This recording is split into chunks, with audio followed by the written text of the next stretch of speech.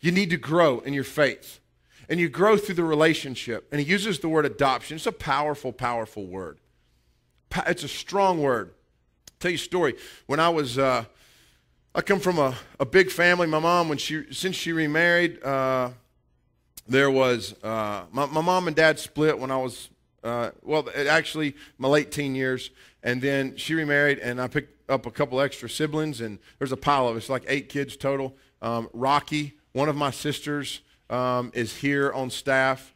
She's awesome. I have 5 sisters. There's 5 girls, 3 boys over the whole deal. Okay, the first 5 of us were from my mom's first marriage, my biological dad. And so here's a story with that family. Okay, I was born. My parents were like 19 and 20. Within 4 years, my mom had 4 kids. I don't know what she was smoking. I don't know what she was thinking, but that's what she did. And so she had 4 kids. Second kid, the kid right after me, died, was actually stillborn. So it was me, and then this child that died, and then a sister, and then a brother. Okay, there's 4 of us in like 4 years and 3 months or something. And then the doctor told my mom, you can't have any more kids. She prayed. No more kids. A few years later, when I was about 10 years old, my mom got a phone call. There's a girl in our community, young girl, probably 15. She'd gotten pregnant. Bad situation, totally living on her own. I think by the time she had the child, she was 16. And and my dad, by the way, this is weird. My dad was a pastor when I was growing up, and eventually got into some stuff, walked away from the faith, weird deal. Maybe I'll be able to share that later in the week, some of that, but walked away from the faith. But this was at a time in our life where my mom and dad had a healthy marriage. He was a pastor. They're serving in ministry. And so they get a phone call. We live in a small community about an hour from here. It's where I grew up. It's where all my family lives. And it's a little mill town. Everybody works at the same mill. About 80% of the community works in this one little factory. And so everybody knows everybody. And I remember... my mom getting this phone call, asking me if I wanted to ride with her. She's going to go. She would do this a lot. She said, I'm going to go visit a girl who needs some help. That's what she would say. And so I got in the car. I was 10, went to see this girl, and it turned out it was this 16-year-old girl who had a kid.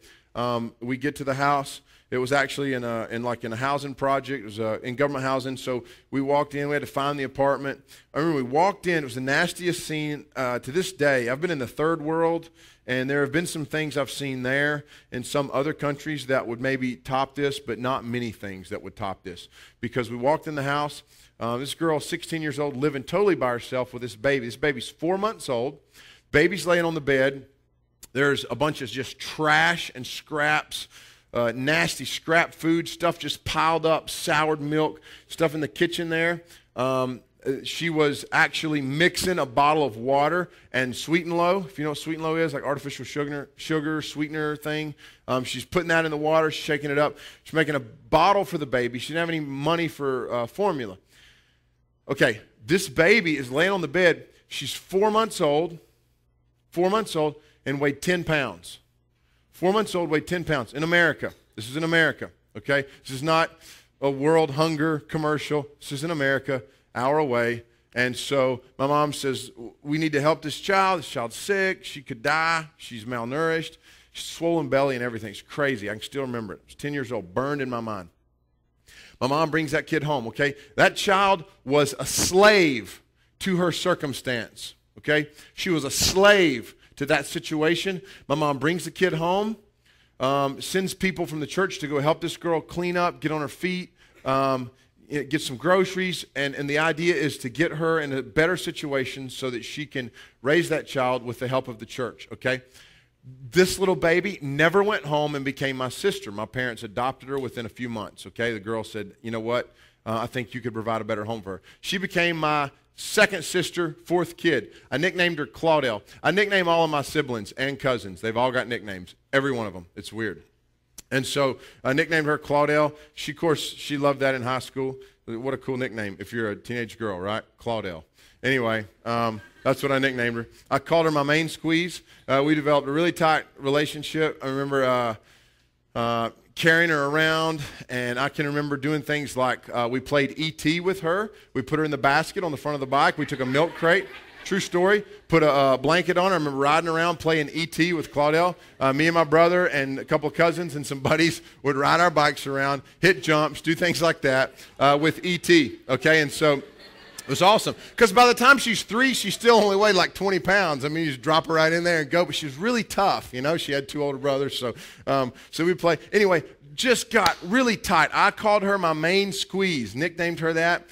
We were tight. We were so tight. And there was a big enough age gap, 10 years, you know, that kind of a gap, you don't really get on each other's nerves. It's just kind of, you know, it's different. It's not like, you know, my other sister who was a couple years younger than me, and you know, it was a different relationship altogether. And so I remember when I left home, when I was 18, I left home. I remember the day that I left.